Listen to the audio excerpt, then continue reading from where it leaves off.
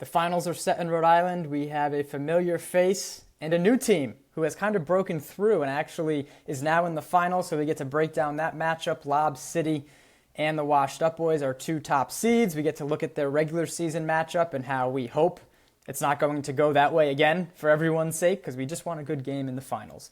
We also have our Little Debbie's Bowl. It's branded, but don't come at me.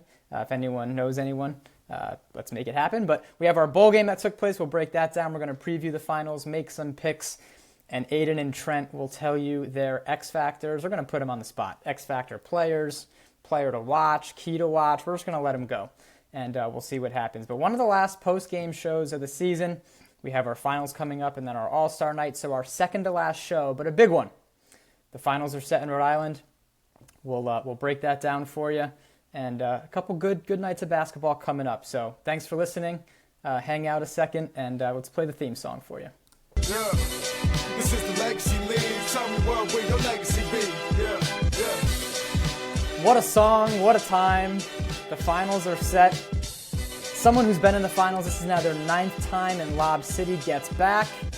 And then a team who has kind of, we're going to talk about it, has broken through in a sense, and I don't like using the same words, but has kind of taken the normal progressions here. Last season, lost a close one in the semifinals. Now against that same team, actually breaks through, takes the game from the opening tip, wins it, and is now in the finals. It's kind of like it happens in the NBA, which we can get to. Just you have to kind of like go through this. And the Washed Up Boys have expedited that process. They are in the finals for the winter 2025 season and take on one of the best teams, if not the best team. And of course, it's changed over the years in Lob City. We'll tell you how we got there, because the semifinals were good games. I wouldn't say the closest of games, which means by my math, and I've said this in other post-game shows, we are due for an interesting, close finals, just usually how this goes. Usually one of the three between the semifinals and finals are close. And by close, I mean like having to shoot free throws and work out a game. So we'll see. We'll see what the Washed Up Boys have ready for us. But Aidan Thompson, Trent Washington standing by. Let's do it first. The game we teased all last week. We said might be the better of the two matchups, not counting our bowl game. We'll get to that in a second. But the Washed Up Boys facing off against the Road Dogs. The Washed Up Boys won in the regular season, and they win in the semifinals in our first semifinal of the night, 72-62. I'll do some stats really quick, but a lot to talk about. 19-14 after the first quarter, but it was a 10-point lead, I'm pretty sure, early for the Washed Up Boys. They came out. I think it was the defensive intensity, and I actually said it to Cody today. I was talking to Cody Crawford. I'm not sure if he saw the beginning of the game, but the Washed Up Boys look like the Road Dogs from last season, from the jump. Intensity, defense leading to offense. Of course, when you're making shots, it helps, which they were hitting some shots and scoring early. But Hendel Leroy with 17, some balanced scoring as well. Kayshawn Harrison, 14. Tyrone Mullings, he got it going early and got to the hole and got some easy ones for him, which is going to be a huge thing they need next week. 11 points for him. And Leroy Brown with 9. 4 players in double figures for the Road Dogs, Anthony Lyons and Kareem Cooper with 17 each. Shaq Ardrey with 13 and Kevin Views with 10.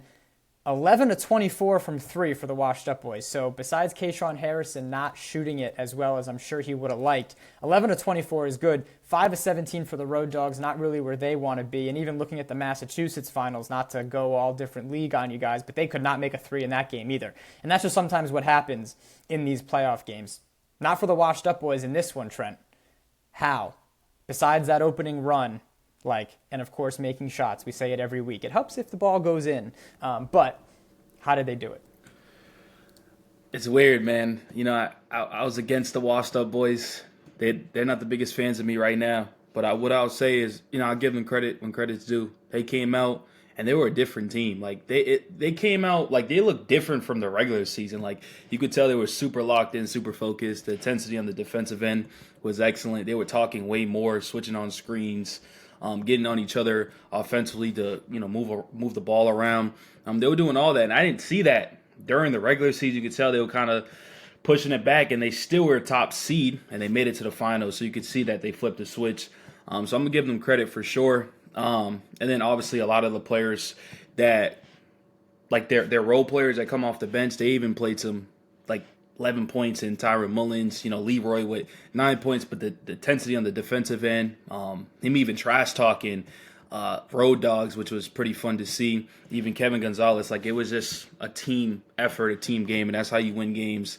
So, shout out to the Washed Up boys. I know they're not the biggest fans of me right now, but like I said, I give them credit for sure.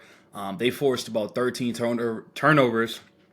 They made their best players on Road Dogs look kind of average. I mean, Shaq Audrey usually plays pretty good. He had 13 points, but it was a quiet 13 points. And then also their big man in Devon Bailey, I felt like he should have dominated that game. He was taller than the majority of the guys. But just the pressure and the toughness of just getting him out the paint and stuff like that, he only had 2 points. And they kind of took him out the game. You didn't see him much after that. And so Road Dogs definitely went down. I had them winning, but obviously the Washoe boys came to prove a point, and they advanced to the finals.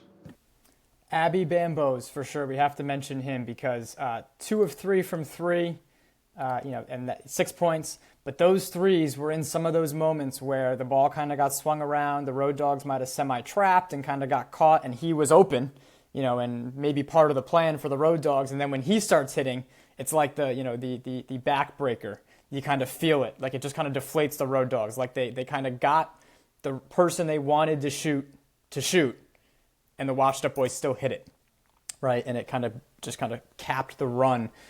So 2 big threes for him. Shout out for him. And it's players like that. They'll need that next week. And Trent, the Washed Up boys ain't going to care what you said if they win it next week, I promise. Everything can be forgiven in a week's time, that's for sure. Aidan, the Road Dogs, it's funny. The Road Dogs kind of got road dogged. We saw it last year as an 8 seed. This is what they did to teams. Lob City undermanned. They took them down last year. Then they got a Washed Up boys team in the playoffs for the first time and did this to them, a version of this. It was that defensive intensity, the ball pressure, and it kind of got flipped on them. And from the beginning, put on their heels a little bit and having to play from behind. And as we've seen with this Road Dogs team, they are, like many teams, much more comfortable and confident and better when playing with the lead. And again, that goes for a lot of teams who wouldn't want to play with the lead. Some teams then, take advantage of the moment of getting to come back and like flip the script on a team and overcome that. And the Road Dogs just not able to do that today, Aidan. Yeah, like we both said, as soon as we got the tip off, Cal throws it up, the intensity skyrocketed. The Washed Up boys, the Road Dogs. It was intense because the Washed Up boys, they started off with a lineup that we don't really see too much. I believe Tyrone was starting, and I talked about him before, and I think he's one of the best perimeter defenders in the league. But for him to start, it was a little interesting. But again, their defense was impeccable. The first 3 to 4 possessions for both teams, a steal, block, or a defensive turnover. You know what I mean? It was easy enough for the Washed Up boys, and they had a lead almost the entire game. And any single time the Road Dogs did something, Anthony Lyons hit 2 back-to-back threes or 1 back-to-back three. He's sitting there, he's hitting it, but then the Washed Up boys come back and they hit 2 more shots. So they were up 10, they cut it down to 5 or 6, but in the blink of an eye, the Washed Up boys are back up 15. And it was just kind of their night. They were completely locked in. Jeremy Altuve, he was facilitating everything. He had 5 assists. And it doesn't seem like a lot, but some of them are hockey assists too. 5 assists, probably 8, but he was facilitating. And you look at, like you just said, Abby and Jeremy, and we don't speak about them that much because they don't get the ball that much, but when they do, they're impactful. And I don't think the Road Dogs realize that Jeremy, has this handles. And Abby's a bigger guy, so he's going to be able to play. And with Kashawn Harrison, he drove in a little bit more, and I like to see that because the Washed Up boys, they're not a taller team, but I think they have bigger bodies. Now, for the Road Dogs, it just kind of fell apart. Playing from behind is never ideal in a playoff game, and like I just said, they made their momentum. They made a couple shots, but they didn't get back on the defensive end. Left a wide open 3, left a wide open layup. They had so many wide open backdoor cuts. The Washed Up boys had so many backdoor cuts where there was not a single Road Dog in the paint. And if the Washed Up boys continue to play like this next week when they play Lob, they have a chance to beat Lob City. Yeah, this version is the version that needs to come out. Is that Trent making a face? Are we already going to do this? All right. We will get to this. We're going to save this. You can save the face. Just bring it back in about 15 minutes or so from now, and we can resume this conversation. But on this game, I think that the opportunity for the washed up boys was created by their intensity, right? And we can kind of leave it there. We've said it a ton. Not so much what the Road Dogs didn't do, more about what the washed up boys did in this one to kind of jump out early and keep that pressure on and bring that intensity to kind of maybe prove some of the doubters wrong. As that post-game interview, Trent came over after the game and was like, that interview sucked. They didn't want to talk to me. And I listened to it, like later that night. It was great. It was the Bill Belichick, we're going to do this because we're only here so we don't get fined moment, right? And it was nothing bad. But if they keep that edge, and I expect they will, and we're going to talk about how it kind of compares to the first time they took on Lob City in a second, I'm interested. I'm interested to see how these two teams match up if they both are playing at their best, which was not the case in Week 8. All right, let's get to that Lob City semifinal as they pull out and dominate the Cold Hearts, really, throughout the entire game. But Lob City does what they do and make it back to the finals. 90-69. Let me give you some stats on this one for Lob City. A 31-11 first quarter. So I talked about it, a huge effort from the beginning to kind of, again, same deal. Bring that intensity, build that lead. Cody Crawford talked about it in his interview. Defense. You saw, we just talked about it with the washed up boys, and you saw it as a point of emphasis for Lob City. And those are a couple teams that can do defense a little differently with the players they have, right? Especially Lob City, when they have, Almar Sabat and Victor Cashew Jr. Noah West led the way with 39 and 14. Almar Sabat with 29. He was great shooting it again, 14 of 19. For the Cold Hearts, Justin Bianchi with 24. My dog agrees. And Steven Soulier with 15. Tom DeAndrea with 13 and 17. We talked about him. There's his 17 rebounds. A quiet 13 isn't really fair because I can picture plays where he was getting some offensive rebounds and creating offense. That probably had to be like 20-25, which means he was able to really control the pace and dominate, because I think that was one of the advantages for the Cold Hearts, Aidan. But Lob City, Noah West was able to put on a little bit of a show, and they are back in the finals. Oh, shoot. Yeah. There's no question. So that's bad on me. So what did Lob City do, and what can they do again? What did you see that they can do again, which they will have to do to win another title? What I saw from them is classic vintage Lob City. They had their whole team. For the second, third time maybe this season, usually it's 6 guys. They had their whole guys. Josh O didn't play, but Josh Smith played for a little bit. And I think it's just kind of, Cody said it best. We were talking at the end of the game, and he was talking about Victor. And he was like, guys don't know who he is. He shows up for a couple games in the regular season because maybe he has to miss some. It happens scheduling. But he doesn't play a lot in the regular season. And then when you see him, the defensive intensity, that's one of the best defensive teams when you have Cody, Almar, Noah, and Victor in the starting lineup. Like, they showed that with it. And Noah, to me, he had 39. It wasn't a quiet 39, but it wasn't like he was the main focal point of the offense. That's what I like about Lob City is that, yeah, Noah's going to score 39. Almar also had 29. But next week, it might be different. They might have 20. They might have 15. But you never know what Lob City player is going to go off, because I think they game plan that to match the team that they're playing.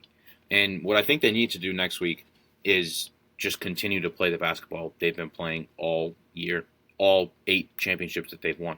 They don't need to change anything. They need to stick to Lob City basketball and just continue that way. Victor Cashew Jr., an easy pick for an X factor, because this week, looking at the stats as you were talking, Aidan, 4 points, 2 of 5, didn't make a 3, 8 rebounds, 6 assists. When that becomes 19 points, 12 rebounds, 9 assists, like, oh yeah, he was here today. 4 steals, 3 blocks, right? And that is usually what, Cody means when he says, people don't really know what he can do and how important he is to this team, especially taking on a washed up boys team that two teams kind of similar in size, something we haven't said for Lob City often, right? Usually it's Lob City's huge. They got all these big guys. It's going to be a matchup problem. They're going to be able to rely on that kind of no matter what. They'll have the size. They can still protect the rim and do a lot of things that they've always done. They don't necessarily have the size that we've seen in past seasons. And we talked about the washed up boys being able to negate a player like Devon Bailey, right? Who we said might be able to take advantage of his size for the Road Dogs. Trent, 42-36, so Lob City still out-rebounded them. 14 offensive rebounds for the Cold Hearts, so that'll probably have to change. But, 5 of 24 from 3. They probably got all their misses out in this one, which is dangerous for a Lob City team that is going to be able to play defense no matter what. And then if they're making threes and able to kind of compound those mistakes that they're able to force, that's where things get a little scary. But focus on this one. It's always going to kind of roll into a little bit of a preview. But in this one, what'd you like? What'd you like from Lob City, Trent? Man, Lob City is just it's their 9th finals appearance, and just watching them, and it's different just looking at the stats. When you look at the stats, you be like, okay, all these players are dominant, but they do it so easily. It's just too easy for them. And these are no offense to Cold Hearts or the teams in the legacy leagues, but it's really hard to stop a team like Lob City. I mean, Noah West, we already know about him. I think he's an MVP candidate. He definitely should be up there. But for Elmore, I thought this was one of his quietest games. I'm looking at the stat score. He has 29 points.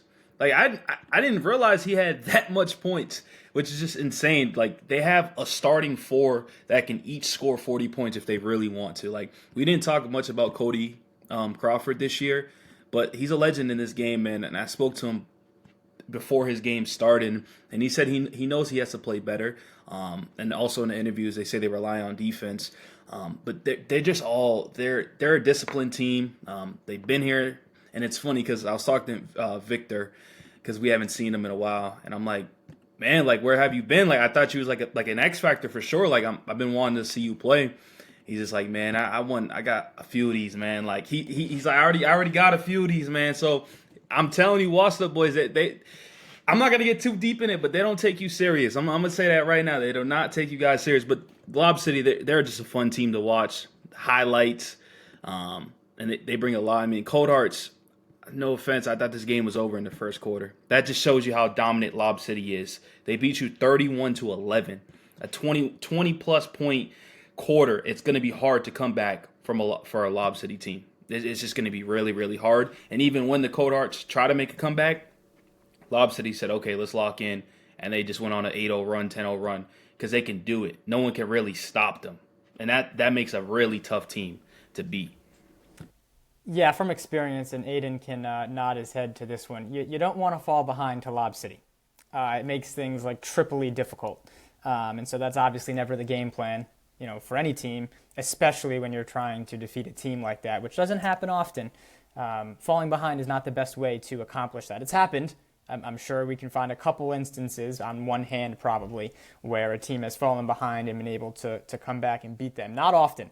And so we just saw, kind of to bring it full circle from what I said with the Washed Up Boys in that progression, this was another step for the Cold Hearts, and then they got into the semifinals and had their hearts snatched in the first 5 minutes, right? And it's similar to what the Washed Up Boys did to the Road Dogs, except the Road Dogs expected it and were able to withstand it a little better. The same thing from Lob City, which is all right, this is the semifinals. We're not messing around. You're getting everything from us right now.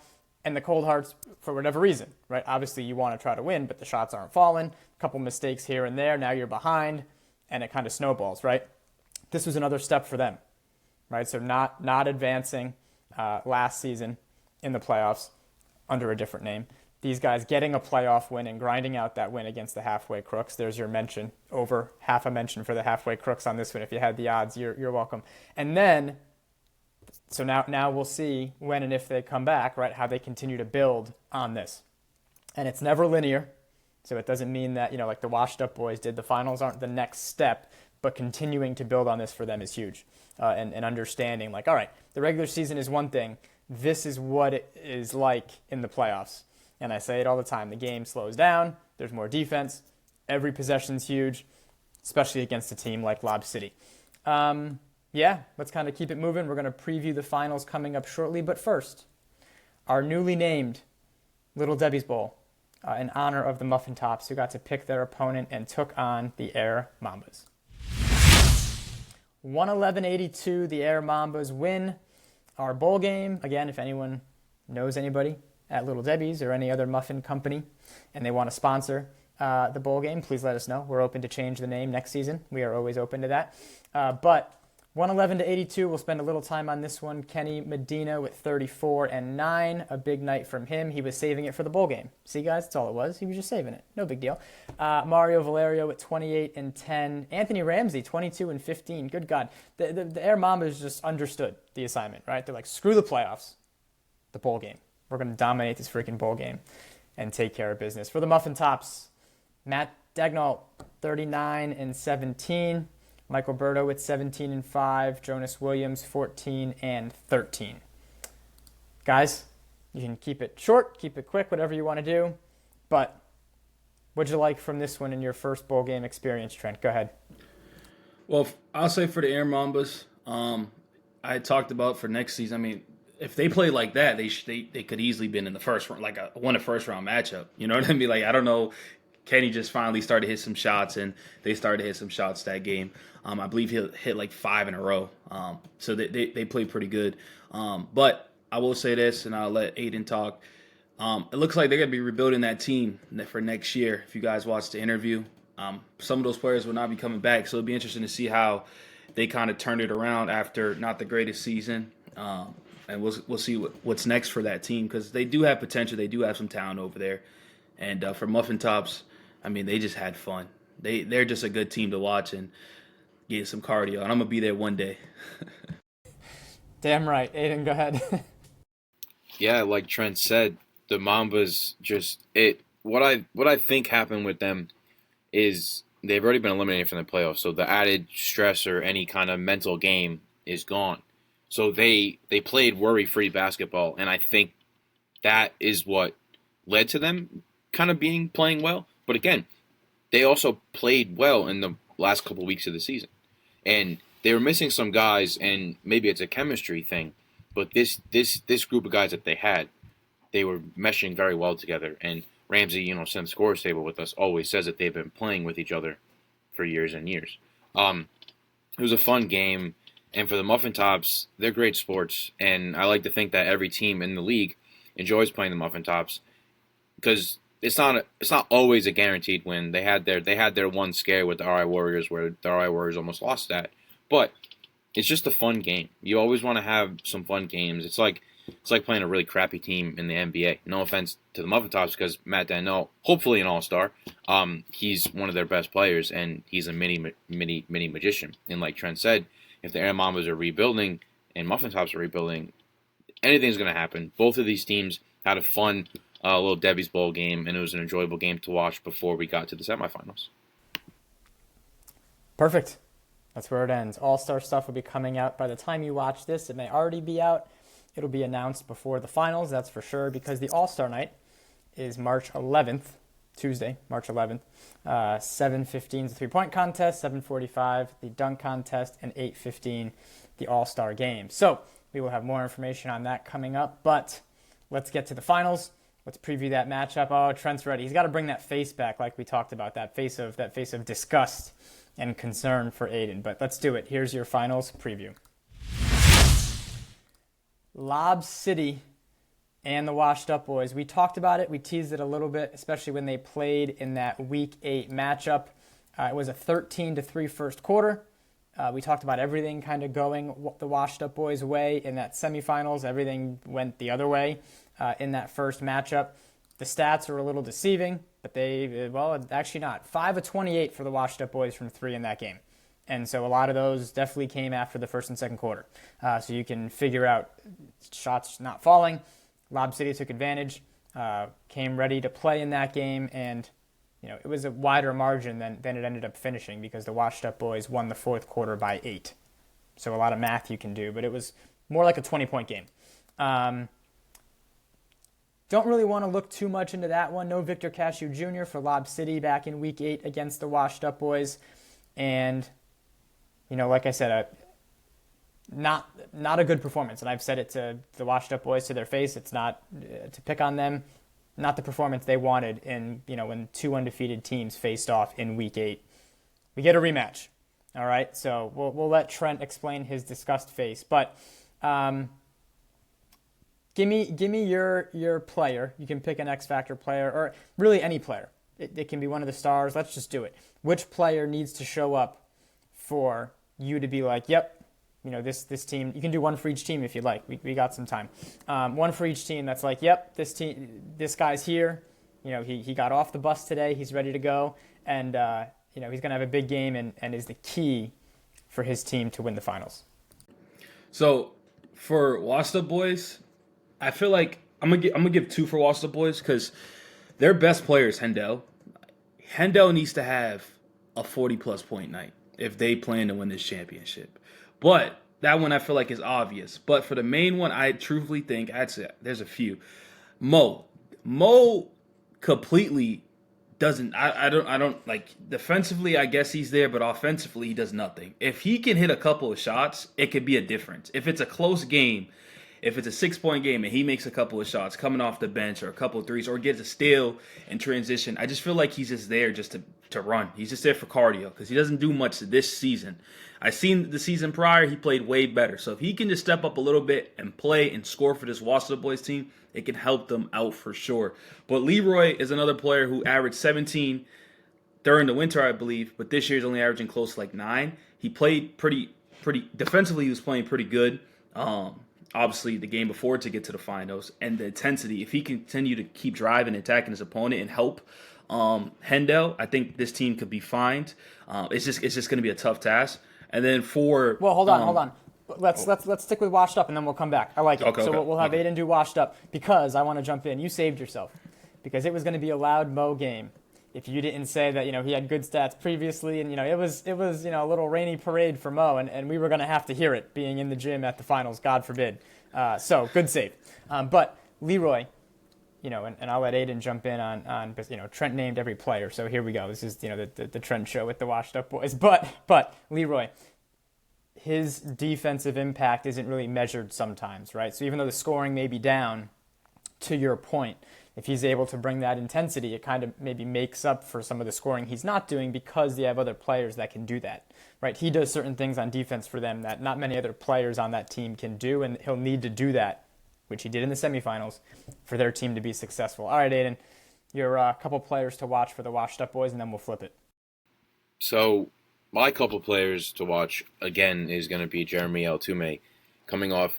Now, he only had 7 points in the semifinals, but again, like I said earlier on, he's making a lot of plays that just good basketball players make. So he's one of mine to look at. My other, Trent named a couple. I might have a couple, but it's Tyrone and Kevin. Like, we've talked about it before. I've talked about Tyrone before, great perimeter defender. And Kevin Gonzalez just kind of goes in there and does when he's in the right spot almost every single play. Whether it's backdoor cut, wide open 3, Trent gave me a thumbs down. It's okay. I like the Washed Up Boys, but in order for them to beat Lob City, like Trent said, Hendel needs to have a fantastic game. I'd like to see a little more scoring from Leroy, because the defensive intensity is always going to be there for him, whether it's a close game or not a close game. And it's just kind of Washed Up Boys. They need their best players to play like their best players, and they need to have a very good performance to have a chance at beating Lob City. All right, and you mentioned it. Lob City undefeated in the finals. A perfect 8-0. So I guess the trick is to get them before the finals, which teams were unsuccessful this season. So, you know what they say, all good things must come to an end, and I guess that's the hope for the Washed Up Boys. Or history repeats itself. And so there you go. So for Lob City, Trent, we've talked about, they only have so many guys, right? They literally have played 5 or 6 guys the entire year. And so I'm going to hold you to, you can do 1 or 2, but your players, and we have the usual suspects, right? We expect Noah West to kind of do his thing. He's been one of the most consistent players in the league this entire season. as well as being good for one or two highlights a week, which is awesome. Just adds on to the excitement watching that. But Trent, this player starts getting it going for Lob City. You're like, all right, oh crap, it's probably their night. Who is it? Cody. We got to put some respect on Cody, man. I mean, listen, his numbers, his play hasn't been the greatest, but I've been saying it before. He's been in this league forever. He acknowledges his play, needs to pick it up. And I feel like this is going to be the game where he dominates. If he plays well, this is going to be, I already think it's going to be a 20-point blowout. If he plays well, it's going to be 30-plus, straight up. I think Cody is a difference maker. I feel, but yeah, definitely Cody, for sure. All right, and not to compare myself to Cody, but you'll get the reference in a second. Cody has not been hitting a ton of threes, right? I think he was 1 of 8 in the semifinals, and they still won, right? But when you're a player that can shoot it, and again, I'm not comparing myself to Cody Crawford, but when you're not shooting it well, and then you're in the third quarter and you hit 2 of 3, your team is like, oh, all right, here we go. Now, not he's back. Right? Like now we have this that we can rely on because he's back hitting shots when he wasn't and we were still able to win. Right? And so a lot of players have been in that spot, but it gives your team, not that Lob City may need it, a little extra boost. Like, all right, Cody's here today too. Let's go. Right? Like on top of everything else we have. So anytime I can semi-compare myself to Cody Crawford, right? You got to take advantage of that opportunity. Aidan, your player for Lob City that if they get it going, spells trouble for the washed up boys. So Trent took mine. I was going to say Cody as well. But I'll go a different route. I'm going to pick Victor Cashew. Like we said before, we all know he's going to be there defensively and make the right plays. But if he's scoring 20-plus points, now like that's a great sign for Lob City because we already know Noah and Almar aren't going to get their points no matter what. Cody will get his points too. Hopefully has a very good night. I think he will as well. But you still have Dub. He's an outlier. He's always there defensively. He can pass the rock. He can grab rebounds, play defense. But if he gets going, he's hitting shots. If he scores 20 points, I think it's wraps for the washed up boys, unfortunately. All right, and I thought of something else. Before you guys make your picks, I'll talk a little bit to give you some time. Which matchup are you most interested in? So we can take the starting lineups. Lob City only has so many lineup combinations, right? So it makes this kind of easy. But Leroy possibly on Victor Cashew Jr., right? And even back and forth the other way, right? Victor guarding him. Hendel, right? Maybe guarding Almar. Maybe getting Noah. I mean, there's going to be a lot of switching, I think, with these two teams. So this question's a little bit not the best question, but there's those matchups within the game where as a team, you kind of have to pick how do we want to play this if it's up to us, right? Like who do we want to start on and then kind of we're going to switch and figure it out from there and cover each other and play defense that way. But Trent, all right, which matchup are you most interested in seeing between two players that are most likely going to guard each other in this one? Well, I will say, this is kind of cheating, but I don't think no one can guard Noah even if there's a switch. So, I mean, you could throw Leroy at him. But for your question's sake, the matchup that I'm interested in for sure is going to be like Washer Boys, Hendel. Whoever guards him, maybe if it's safe, it's Victor Cashew or maybe even Cody. I think, their best player in Washed Up Boys, he has to dominate. So he has to exploit the mismatches or try to get the mismatches. And when I say exploit the mismatches, there's times where nothing against Joshua because he plays his role, but there's times he comes in a little bit, and those are the times I want the switch, so you can get the mismatch, and he's guarding him and stuff like that. So I think Hendel he needs to get every mismatch possible. But it's hard, though, because like you said, they run 4 to 5 people every single night. And those 4 to 5 people, when they're trying, when I say trying, because it looks like half the time they're just dominating and going 75%, is going to be tough, right? So you could say Almore. They're just dominated everywhere. So Leroy needs to, not Leroy, Hendel needs to get the mismatches right away. Aidan, your mismatch. Well, matchup. Sorry, that was me. No, it's your matchup that you like. like Trent said, we haven't really seen anybody that can defend Noah, right? I remember I was watching the game and Noah's just sitting there dribbling, and his movements are so fast that one small snatch back behind the back, and you're moving 2 to 3 feet across, and it's going to be interesting. I think the matchup I'm most looking forward to is who guards Noah, and I think it's going to be a combination of Leroy and like I said, I've talked up Tyrone Mullins a lot. Hopefully he does what he needs to do. But perimeter-wise, if he can even get Noah to dish out like slightly, I think that's a win. And like we said, this is a finals matchup. Lob City's had the same 5-6 people every week, so they know how to. Like, teams should know how to play against Lob City, and that also goes out the window every game. But it's more or less, what can the Washed Up Boys do to combat Noah's explosiveness while also holding down Cody, Almar, and Dub if he gets going. It's hard to contain Lob City, and I'm looking forward to seeing. We'll say a matchup Leroy versus Noah. Like, I'm looking forward to seeing that if that's the way they go. If they don't go that way, it is what it is. But it's just any matchup against Noah. I'm interested to see how they defend him and how he's able to impact this game. And then it comes down to foul trouble both ways, right? And so that's always a factor that then you have to adjust the matchups and go from there.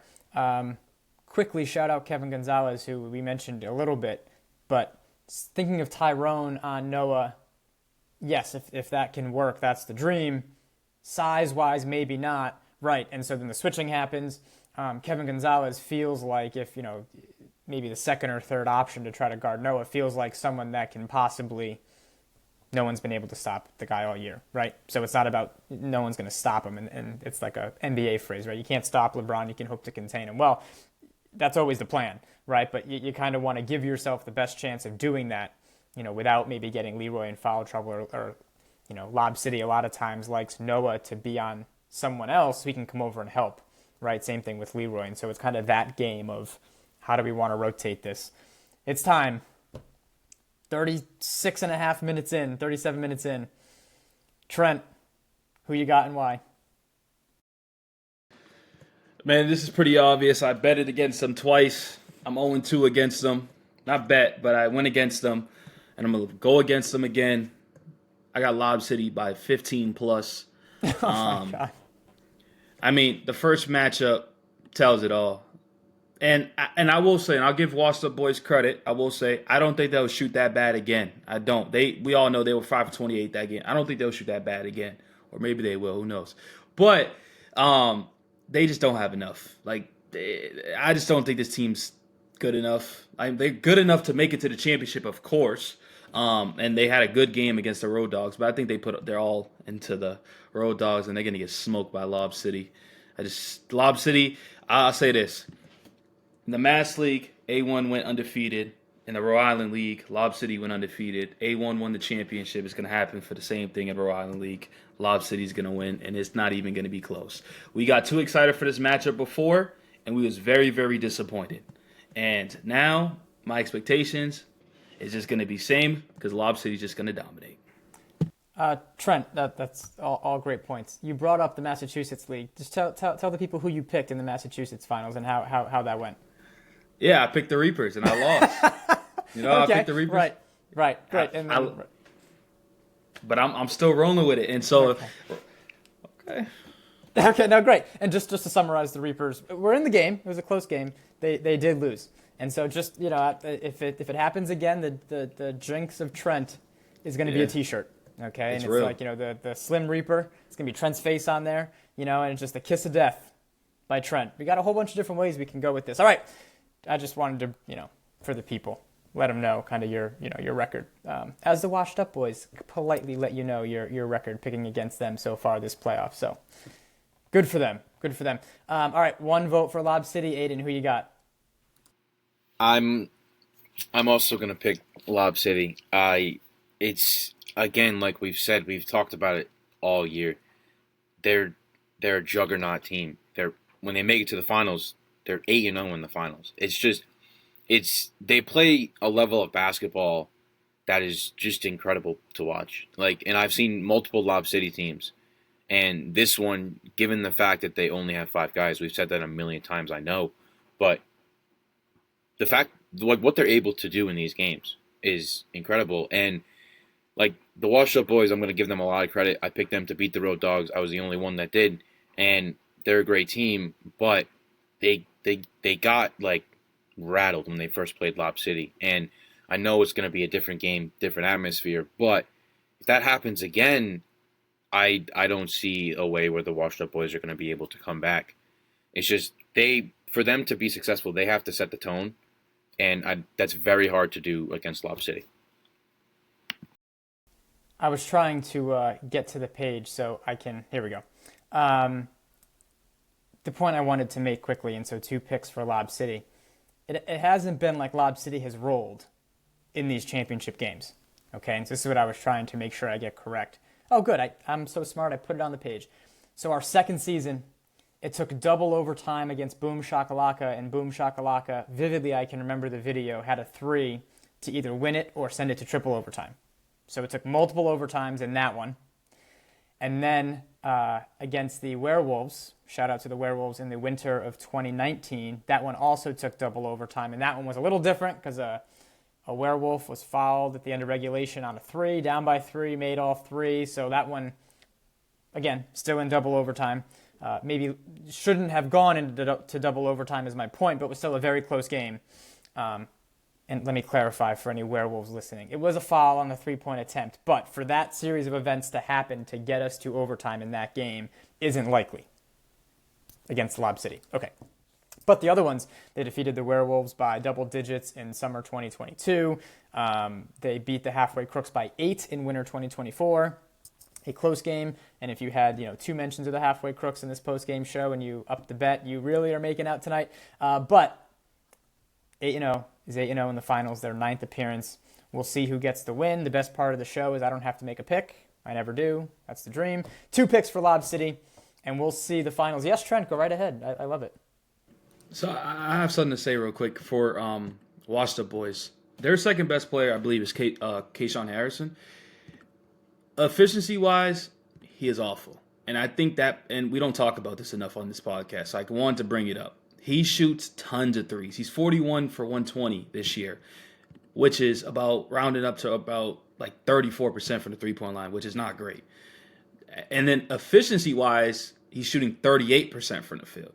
So he's taking a lot of shots. He's averaging 17 points a game, but the attempts is a little bit too much for me, and that can get other players involved on his team. So we got definitely look at that, because there was this game recently where he chucked 10 3-pointers and made only 3. Those are given possessions up. Now, I get it. He's going to continue to keep shooting, but you do that to a team like Lob City, it's going to be tough. If you only get one shot attempt off and Lob City's running and out and Noah's doing 560s, 760s, all this crazy stuff, it's tough. And the last thing I will say, too, Kevin, I believe Kevin, I think his name is Kevin Gonzalez. Yeah, Kevin Gonzalez came up to me during halftime and said, "Who did you have?" And the thing I'll say to him, because I know he's watching this, I want nobody talking to me if you're averaging 5 points a game. Just leave it there. Oh my God. He don't do much. He don't put an impact in. Don't talk to me. His name is Trent Washington. You can find him on Instagram. Yeah, you'll find him. He'll be tagged in all of our stuff. If you want to go message him directly, go right ahead. The DMs are open. But you'll see Trent at the finals. You'll see Aidan at the finals on Tuesday, March 4th. Game will be at 8:15 live on YouTube, but come on out if you can. Watch the game in person. It'll be a good one. It's always a good time. And All-Star Night is the Tuesday after that on the 11th, like we talked about. But first, we have to crown a champ, Lob City, or the Washed Up Boys for the winter 2025 season. Trent and Aidan, good job. I'm glad he jumped back in. There's the Washed Up Boys bulletin board material in case they didn't have enough, right? Just one more little thing they can tack up there before the game. But you don't really need it in the championship game. So it'll be a good one. I'm excited. Guys, good job. And everybody, thanks for watching.